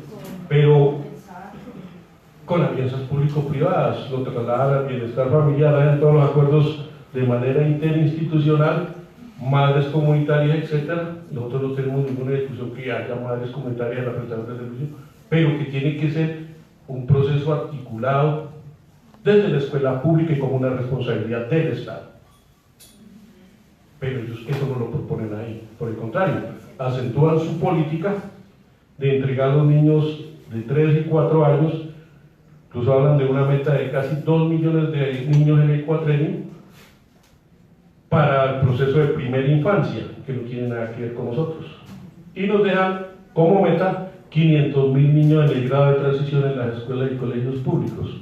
Imagínense la joya de la corona. O sea, es seguir afianzando el proceso de privatización, pero lo que es peor, porque es que, sin demeritar lo que se hace en primera infancia, la primera infancia no tiene la concepción ideológica, pedagógica, política que tiene el educador que se forma para la educación preescolar. Es muy fácil entregarle un currículo a un compañero o una compañera en este programa y estos son los estándares, estos son los derechos básicos y háganle que por ahí es la formación. Y se mira a la escuela no como un proceso de formación, como un proceso de adaptación, pero muy sencillo, o sea, lo más mínimo posible. O sea, eso no permite ningún desarrollo y nosotros que entendemos algo de ese proceso de formación desde la cuna, pues sabemos que el niño de 3 y 4 años el que tenemos que tener en la escuela pública con los mejores maestros y maestras del país, sí, tiene que ser claro, porque es que ahí es donde está la base de la construcción del proceso, o no es así. Por eso cuando dicen hay que darle un sobresueldo a los compañeros del preescolar, totalmente de acuerdo, pero allá tienen que estar los mejores maestros y maestras del país. Ese es el estímulo para ellos, porque es que lo que bien se siembra. Exacto. Entonces esas son las realidades con las que tenemos que también los maestros y jugar. Entonces, como ven, primera infancia ni siquiera respeta lo que se acordó en el año 2010, donde habíamos pactado, y que eso se convierte en mandato constitucional, que gradualmente iríamos recuperando en las escuelas los niños de 3 y 4 años al 2022. En el tema de calidad, pues siguen insistiendo en la evaluación como la alternativa para garantizar la cualificación del servicio, pero la evaluación es la medida como ellos lo han siempre destacado, una evaluación punitiva, donde es más el miedo que lo que permita realmente apropiar lo que es la evaluación como evaluación para el desarrollo profesional del trabajador o la trabajadora, y en consecuencia siguen haciendo énfasis en sus procesos. Esa evaluación de desempeño, acuérdense que tenía hoy un referente con una modificación en el protocolo que se iba a aplicar este año. ¿Por qué? Porque es que eso es una secuencia que ellos ya, que afortunadamente logramos parar, suspender, eso está suspendido el año pasado. ¿Por qué? Porque esos protocolos apuntan a afianzar lo que ellos están ordenando desde el Ministerio, que son las recomendaciones de la banca y de la OCDE. Eso no es que se les ocurrió porque se les ocurre, esto un proceso lento, largo y bastante doloroso para los motivos del país, que nos tenemos que comer esa vaina si no nos paramos firmes. La reestructuración de las normas, después que teníamos estructurado un acuerdo, un decreto, un borrador de decreto para la construcción de la escuela o reconstrucción de la escuela normal, Hacienda le puso objeciones. Y en el plan de desarrollo, entonces, hoy se habla, en las bases del plan de desarrollo, se habla de que hay que adecuar las normales, porque es que las normales tienen que formarse los mejores maestros y maestras del país, pero con la filosofía que sale desde el Ministerio de Educación Nacional. Usted sabe que la filosofía en materia educativa desde el Ministerio está determinada por qué. Modelo neoliberal cimentado. ¿Qué define el modelo? Unos estándares, ¿sí? Unos lineamientos curriculares y los derechos básicos de aprendizaje. La gente que se ha dado la tarea de revisar y compaginar el que hacer nuestros los currículos que nosotros somos capaces de diseñar en torno a lo que ahí se plantea, pues el abismo es grande. Sin embargo, esa es la propuesta de ellos. Había ya un acuerdo para la reorganización de las escuelas normales y queremos que se revise el tema. Y Hacienda no tiene por qué, si costaba unos pesitos más, ponerle tanquera a ese proceso. La modificación del currículo pertinente para los jóvenes desde el 9º grado en adelante. Ya ustedes oyeron a mis excelentes conferencistas, ellos hablan de economía naranja, y entonces ahora tenemos que adecuar el currículo de 9, 10 y 11 de tal manera que predispongamos esa formación más que todo hacia las competencias laborales para el desarrollo de la vida de manera rápida, con el objeto de que estos jóvenes no vayan a la universidad, sino que nos dediquemos a aprender el arte de vender cucarachas en los puentes, porque eso es un arte, y entonces va a tener una forma de ingreso que se constituye en un mecanismo de desarrollo de la economía. Y así como nos hablan del arte, del deporte, de las comunicaciones y demás, pues desconectan el trabajo que nosotros hemos hecho secuencialmente para articular la educación media con la educación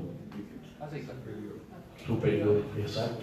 Eso es toda una línea que nosotros siempre hemos defendido, pero con esa propuesta que se trae desde el plan de desarrollo, pues la idea es que aprobada esa vaina empezar, y ya tiene los diseños, que es lo más preocupante, para que nosotros ajustemos nuestros planes de trabajo desde el aula hacia esta juventud.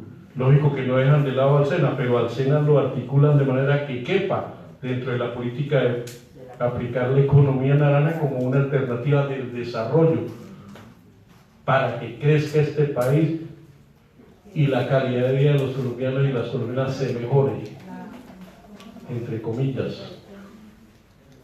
Entonces, mire el talante que le están dando desde el plan de desarrollo, desde las bases del plan de desarrollo.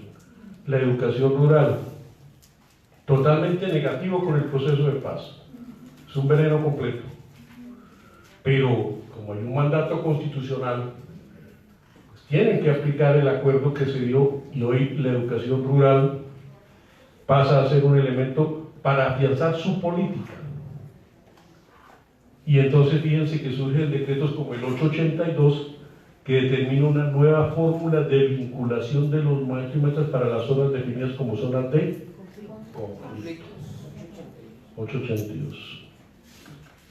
Entonces, el objeto de eso es simplemente preparar que estos maestros, direccionados por la política desde el ministerio, atendiendo los lineamientos para la educación rural, con las caracterizaciones que sean desde el preescolar, pero con programas flexibilizados, eso sí, no los van a perder de vista, pues cumplan lo que se acordó en La Habana en ese tema, pero a la altura de ellos. Y con unos condicionamientos para el maestro que se meta en este proceso. Porque, primer condicionamiento, usted entra a la zona, pero se queda en la zona. Automáticamente usted, por un mínimo de tiempo, usted no tiene derecho a su movilidad. Y el currículo, no se afanen que nosotros ya le tenemos el currículo construido para que se aplique en las escuelas desde el preescolar. Ellos afianzan el preescolar, esos 500.000 niños que le hablen del preescolar, lo suman desde el problema que tenemos en el campo inicialmente.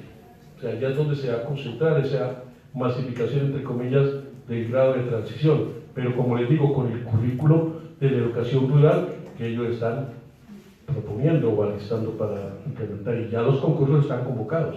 No sé para la fecha exactamente, pero ya se surgió todo el proceso de publicación e inscripción. Y el énfasis va a ser la interpretación, la lectura interpretativa. Esa es la base de la prueba, no es más. Y para la gente que está en las regiones hay un plus. Pues hay unos, después de pasar la prueba, no para la prueba, ¿no? Porque la prueba constitucionalmente tiene que, el concurso era abierto, entonces sigue siendo el mínimo de 60 para docente y 70 para directivo docente. Pasado ese punto, ahí es cuando sí pueden tomarse algunos elementos como tiempo que si vive en la zona, pero si vive en la zona, primero que todo, tiempo de permanencia en la zona, títulos y experiencia. Sería la diferencia con la gente de otras regiones que participen en ese proceso. Entonces viene que es una maquinaria, una planadora en torno a consolidar la imposición de un modelo educativo a rajatabla. Y la idea es que esa formación que se imparta es para que la gente del campo se quede en el campo, pero bajo las condiciones que establece el Estado, sobre todo con fundamento de la famosa economía naranja, porque es que no va a ser ajeno el proceso de la educación rural al de la educación que proponen nuestros colegios y escuelas en el sector urbano. Ustedes miren el talante de lo que está planteando el plan de desarrollo. La educación superior tiene unos elementos que, gracias a la lucha de nuestros jóvenes, tiene unos amarres, entre comillas, para que se garantice en el plan eso que se conquistó con la lucha de los universitarios. Y estamos a la espera primero de que eso sea cierto, y están hablando de que se va a cumplir, pero están dándole forma, y como lo decía el senador Zenén, lo manejó varias veces, el tema del ICETES, las becas y los estímulos, pero como una manera solapada, para que pues miremos a ver cómo se resuelve ese tema. Entonces, ellos, la educación superior la tienen ahí, pero buscando alternativas para que no sea el Estado el que tenga que desembolsar, sino que se busque otras figuras, de manera que se asegure lo que se pactó con los universitarios en su movilización. O sea, esto no pierde la mano. En el tema de las prestaciones, sí hubo un alboroto con el tema de que se fregaron las cesantías, creo que eso fue el artículo 53.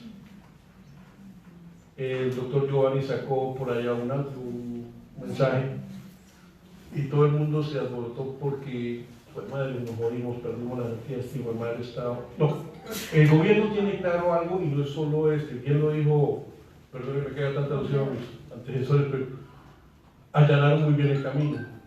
Desde Gina se ha tenido la intención de acabar con el fondo de prestación, con todo lo malo que tiene el fondo, porque es que el fondo representa un billete grueso para ellos. Son casi más de 10 billones de pesos que vale ese fondo con nuestra platica. Por eso digo, no man, es que no funciona, cierto, tiene toda la razón, pero eso vale 10 billones de pesos, contado rápido. Y a los 10 no pueden acceder ni las EPS, ellas no participan en la licitación, solo participan las IPS o las cajas de compensación familiar, ni los fondos privados. Si no, como fuera, pero ustedes piensan, claro, y están locos porque el gobierno no les ha cumplido. ¿Qué hace usted con la plata de los profesores? Que la fiduciaria no es un santo, eso es cierto, pero en medio de todo este caos, para nosotros es la joya de la corona. Y la entrada de Gina fue, profe, nosotros entendemos la situación de ustedes, eso es caótico y qué tristeza. No les pagan las pensiones, esas cesantías, qué lío para que las reconozcan y paguen. Y la salud, ni hablemos. La propuesta, 3 fiducias, una para salud, una para cesantías y otra para pensiones. Así fue como se hizo con el Seguro Social, no sé, ya saben más que yo de ese tema. Lo abrieron y miren qué queda del Seguro Social. Eso no lo han olvidado. Y cada que llega uno le recuerdan, y aquello que. Entonces, que es así una pelea. Por eso que dirán, no, pero cada pliego trae el tema de salud, el tema del fondo. Porque es que esa ha sido una tarea de defender el fondo, con todo, y repito, con todas las dificultades que hay en el fondo. Entonces, para nosotros es clave ese proceso de defender el fondo, porque es el legado para los nuevos maestros, créanme. Es la garantía. Alguien decía, entonces a futuro no nos vamos a pensionar. No, claro que sí nos vamos a pensionar, por lo menos por ahora sí. Y yo les dejo algo claro, el plan de desarrollo no puede modificar el sistema pensional de los maestros y maestras de Colombia. Ahí fue por acá, perdón. Está elevado a rango constitucional, jóvenes. El acto legislativo 01/2005 lo elevó a rango constitucional, el artículo 81 de la ley 812. Pero una ley ordinaria no nos puede tumbar el modelo. Que haya otra reforma al acto legislativo 01/2005, ahí sí nos toca estar pendientes, ahí puede suceder todo, pero con este no. Hoy lo que se habla en el 272 de que las pensiones serán reconocidas por las secretarías de educación. La pregunta es, pero entonces si el fondo dice que son las secretarías, sí, por hacer eficiente la administración de los recursos y acabar con la corrupción y toda la carreta, que eso ya no lo sabemos bien de memoria, entonces ¿qué pasa? Nosotros siempre hemos dicho, el garante del pago de las prestaciones es el patrón. Y el patrón para nosotros, así sea el alcalde o el gobernador, el que firme el decreto, es el Ministerio de Educación, que representa el gobierno nacional. Entonces, ahí tienen ustedes un pequeño enredo, porque listo, las pagará el secretario a través de firmará la resolución del secretario, pero el que las pague es el fondo. Ahora, ¿de qué se trata de llegar ahí? Que responsabilicemos ahora que sea el alcalde de Bellola. Ahí no puede ser. ¿Y por qué no puede ser? Porque es que el que reconoce en este momento la prestación es el secretario de Educación, pues está reconocido actualmente. Pero por un mandato de organización de la ley 91 que organiza el Fondo Nacional, y ese Fondo Nacional tiene sus representaciones en los fondos regionales. Y el fondo regional hace parte, o es apéndice, o está dentro, o es una oficina, como quieran llamarlo, de la Secretaría de Educación. Luego, por esa vía, yo tampoco le veo riesgo. Entonces, sigue siendo el fondo el que pague, porque ahí está nuestra plata. El secretario nos ha firmado la reducción en los últimos tiempos. Entonces, ahí hay un blindaje para el reconocimiento y pago de los maestros y maestras del país. Ahí sí, hasta ahí, porque es que es lo único que tenemos seguro, el fondo. En el tema de cesantías, el reconocimiento sigue haciéndolo la Secretaría de Educación. Lógicamente elabora el proyecto, lo envía al fondo, el fondo lo devuelve, y usted sabe que hay unos tiempos, y que esos tiempos, en esa dilación, tanto en secretarías como en la fiduciaria, generan que desborda lo que establece la ley. Y cuando se desborda lo que establece la ley para el pago y reconocimiento, para el reconocimiento y pago de las actividades, ¿qué origina? Ese sí es el problema.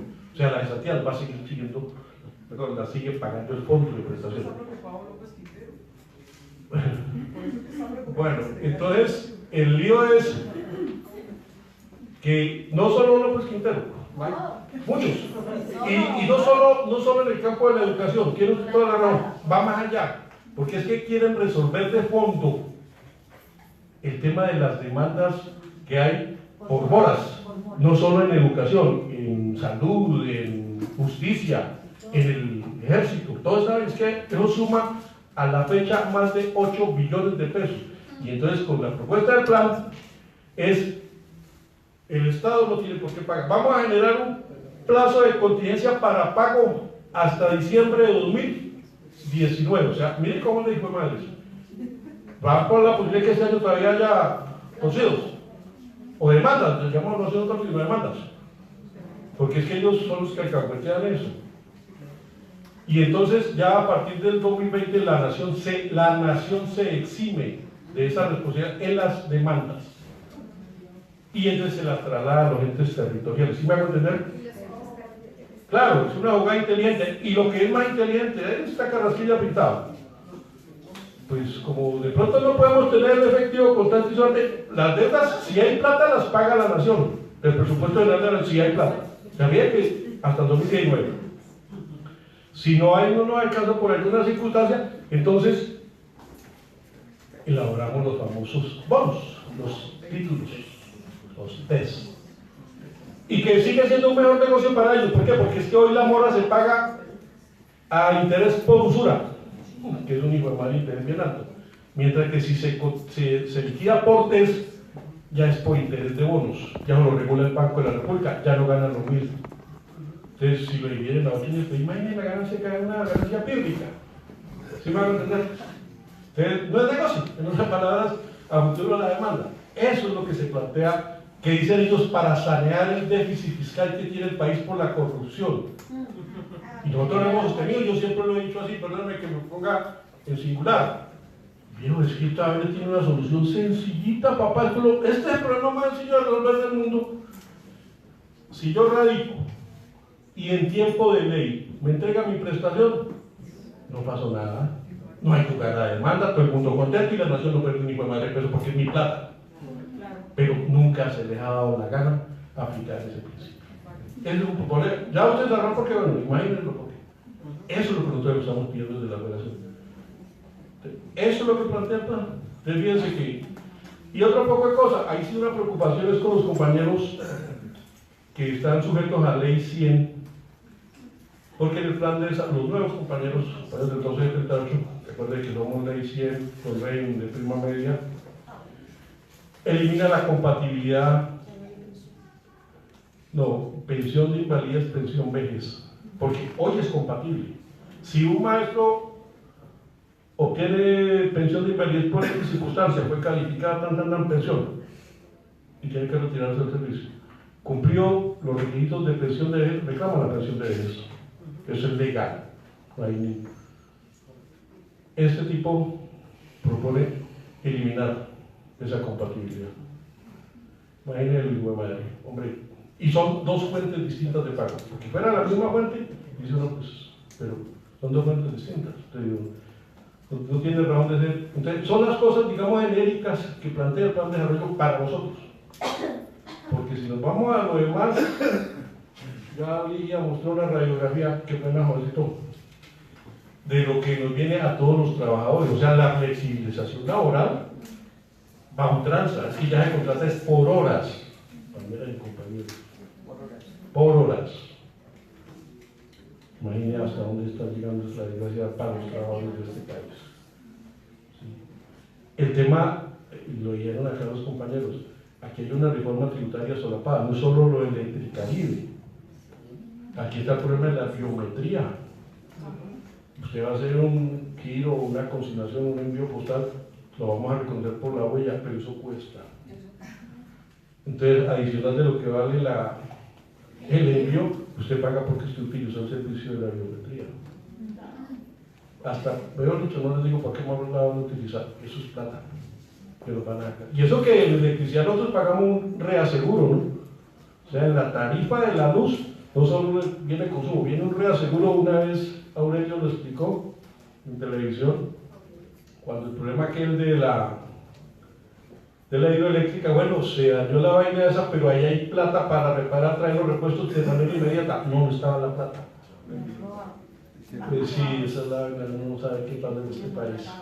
Entonces, o sea, el plan es tan retardatario, pero tan positivo para ellos, que eso que no conquistaron con la reforma tributaria que ellos llamaron ley de financiamiento, no lo van a sacar con las bases, con el plan de desarrollo.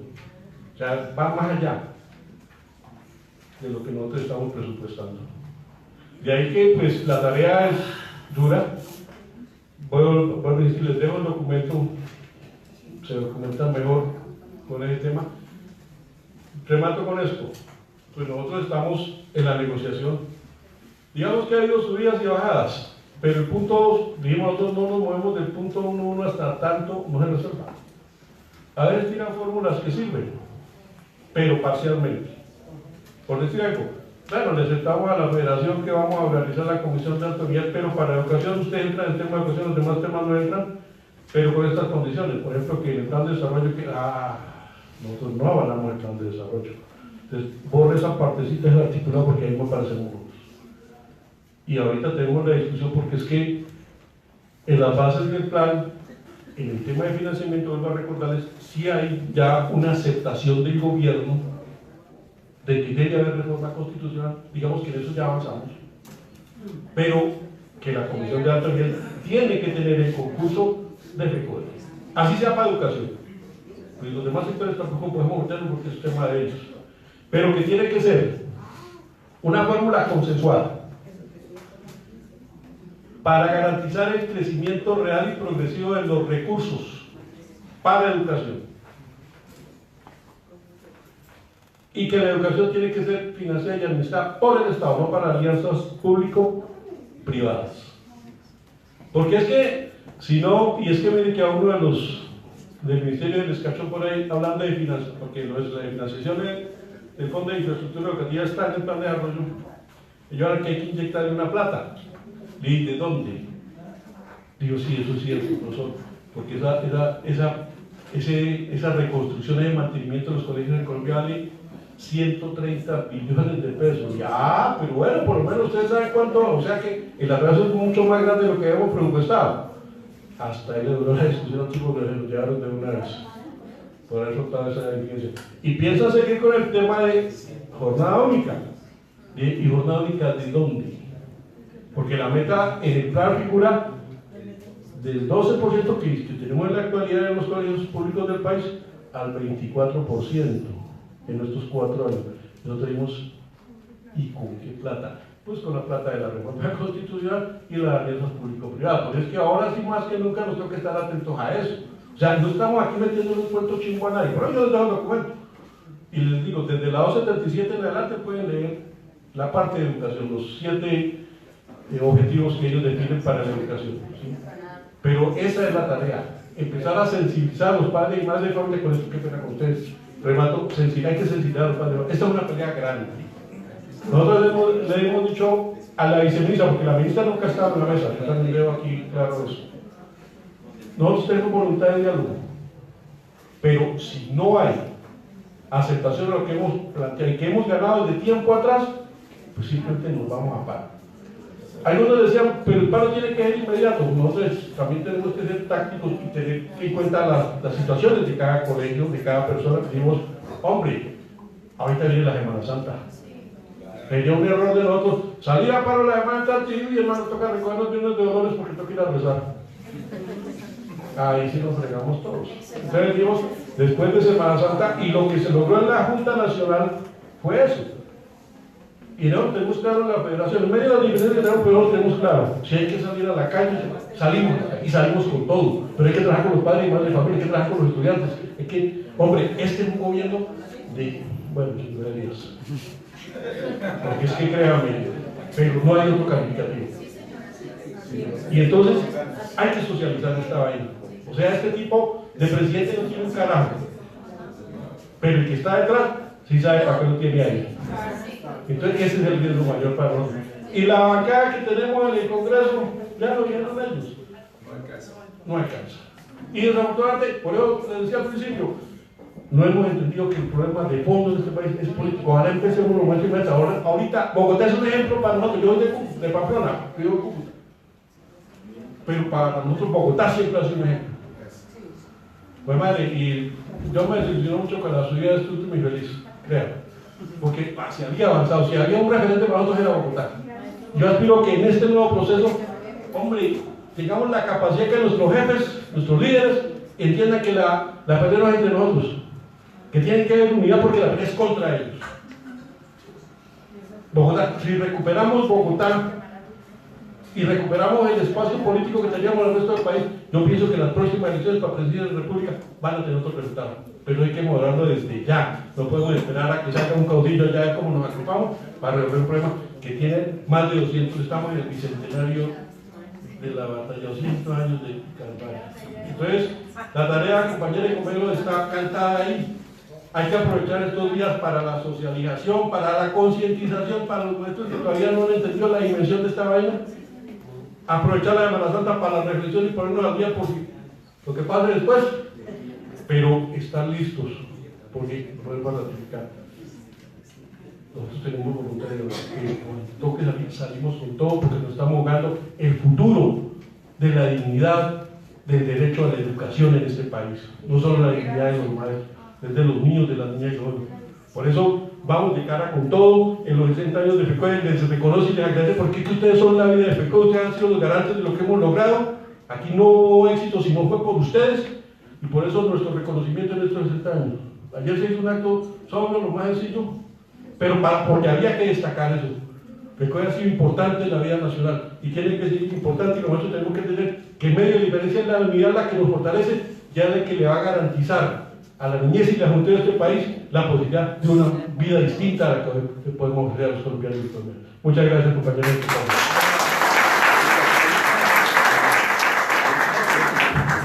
Muchas gracias, señor William.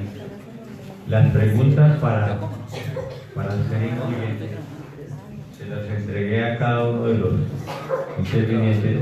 Se acabó el despedirla.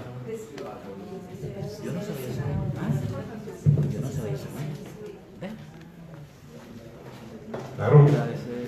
Si entramos en paro indefinido en el futuro, en el fuero sindical, ¿qué gracias tendremos los maestros? Para que quede. Agradecer a los que nos acompañaron. Agradecer a los que nos acompañaron, al senador Robledo, a la compañera Inés y a William. Un abrazo fraterno para ellos. Gracias por enriquecer el trabajo de la escuela sindical. La ADE, en particular nosotros, les quedamos inmensamente agradecido. Gracias Clemencia, gracias Yesid por aportarnos con su presencia a seguir avanzando nosotros los dirigentes. Tiene la palabra.